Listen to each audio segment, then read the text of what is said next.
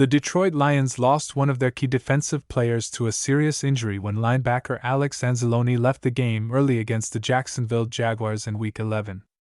After the 52-6 win over the Jags, head coach Dan Campbell announced that Anzalone had a broken forearm and would be out for 6 to 8 weeks.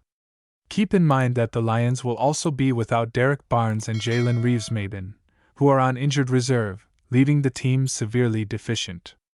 The good news is that Anzalone should be back by the start of the playoffs, as the Lions still have 7 games left and could potentially earn a first-round bye to give Anzalone extra time.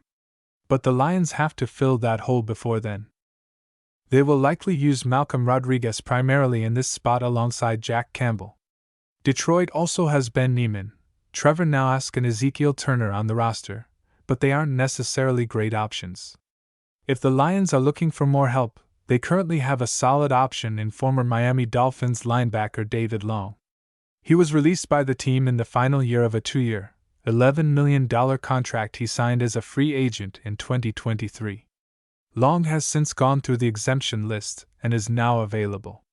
After signing with the Dolphins, Long started all 17 games last season and 6 of 8 games in 2024, but his reputation has since fallen off. Kyle Krabs of the podcast Locked on Dolphins explained what led to Long's departure.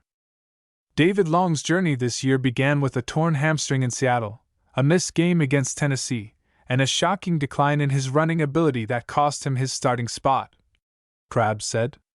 With Tyrel Dodson, it wouldn't be surprising if this was the end. With some players returning, a reshuffle is inevitable, and Dodson and Anthony Walker's strong performances make it hard to see him playing again this year.